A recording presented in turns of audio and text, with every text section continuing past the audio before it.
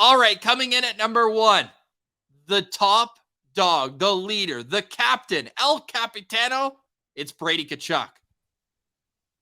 It was tough to make this decision, Ross, but I'm comfortable in saying that this was the right decision. And you mentioned it. It's razor thin between Brady and Timmy at the top here, but it cannot be emphasized enough how important Brady's intangibles are. Like, this team needed a leader so bad. They needed someone that's going to drag everyone into the fight with him. Quite literally, physically, he will drag guys into the fight with him. And they needed someone that was going to have a combination of skill, toughness, and leadership. They needed all three of those things, and Brady Tkachuk perfectly encapsulates. Is that a word? Is that word of the day? Encapsulates all three of those things, and he does it well. I couldn't agree more. And Pillsy, we talk about the leadership, sure, but look at the progression. The first 2 years, 45, 44 points. Okay, he's 19, 20 years old. Then in the COVID season, the pace is about 50 points, right? Because you have to add a few because you only played 56 games. So let's say 50 points, okay? He had 36 and 56. So about a 50-point pace if you're in an 82-game season. I'll trust your math on that one. 67 last year. 83 this year. The points are coming. I think they're only going to continue to go higher. He set a career high in this. I hope you guys have some time. Career high in games played, 82 for the first time in his career. Career high in goals, 5 more than last year. Career high in assists, 11 more than his previous high. 83 points, not a math guy, but that's like 16 points more than his previous career high. He had 9 more penalty minutes than ever before. He had 3 more even strength goals, 2 more power play goals, 3 more game-winning goals, an extra power play assist, 10 extra power play assists, almost 80 more shots than he's ever had before. Wow. He's set career highs in everything. Career highs in face-off wins. Career highs in, or not in hits, but in takeaways as well. He's right up there, close to his career high from last year. He's a 2-time. Sorry. He only went to the All-Star game because of an injury last year, so it didn't count. But now, officially, an All-Star as well. This guy, he does it all. Like, he really is a 5-tool player. And where I'll say the separation is between him and Tim Stützle, this is not a knock on Tim Stützle. There's probably 10 guys like Tim Stützle in the NHL, right? If not even a little bit better. But that style of player, electrifying talent. There's 2 Brady Tkachuks, and the other one's his brother. Yeah.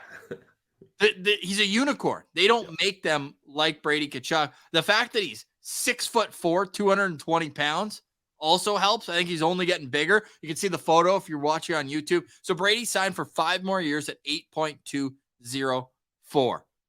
Like, he's got it all, man. This guy just turned 24 years old on September 16th. So if you're watching this when it's in its individual profile coming out, happy birthday, Brady, as he's just turning. He's got that married man strength, tied the knot this summer.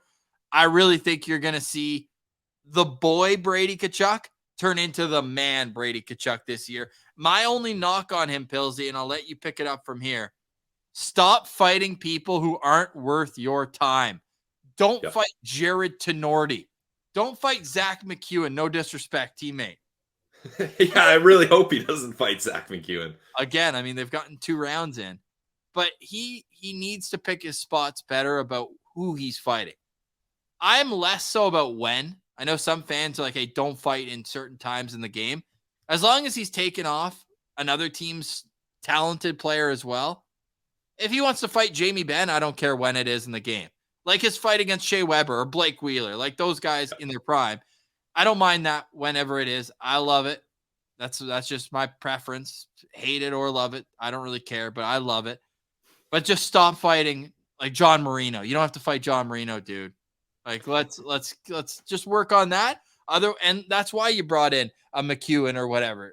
Those are the guys who can take care of that. But Brady's just wired like that, right? Like he wants to stand up for his teammates and he wants to do it right away. So I respect it, but we gotta, for the betterment of the team, let's pick our spots a little bit.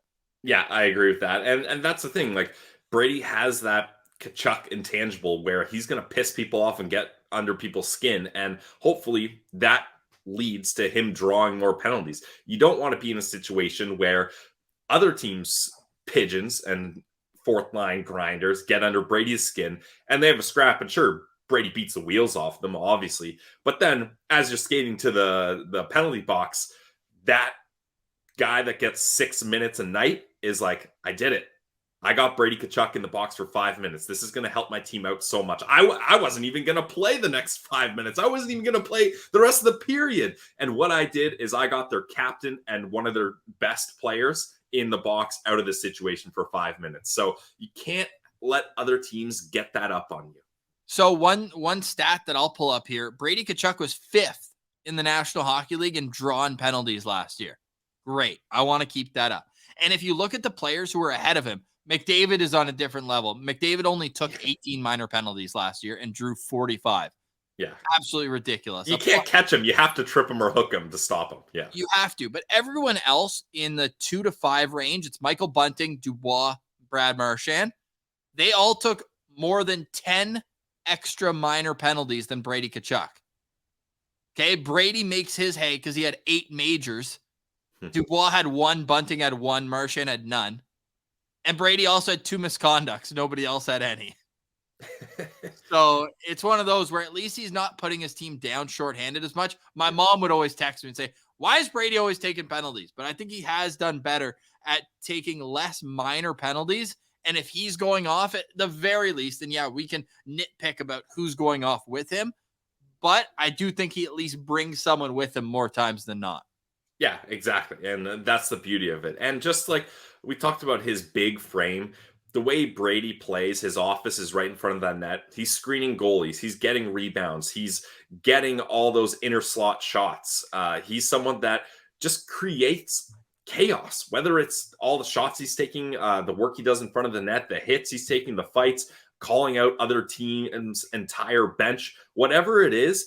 He's creating chaos and he's making it difficult for other teams, other players to stay focused on their game because they're just so wrapped up in what Tkachuk is doing and how he's taking control of this game. And that's where when the Senators make it to the playoffs, his value is going to be immense. Like, I don't think that's the thing. We're talking about organizational value rankings for guys that haven't even sniffed the playoffs. Like, when playoffs come, I think it's not going to be razor thin who's most valuable between Brady and Timmy. I think Brady's going to be leaps and bounds more valuable just because of all the intangibles he brings and the way he's going to be able to upset other teams' star players during a 7-game series while also elevating his own team's star players during those series. So, my goodness, I cannot wait to cover Brady Tkachuk on this show in the playoffs. Oh my goodness. No excuses this year. I don't think I'm going to have to wait much longer, Ross. I don't think it's going to be that much longer.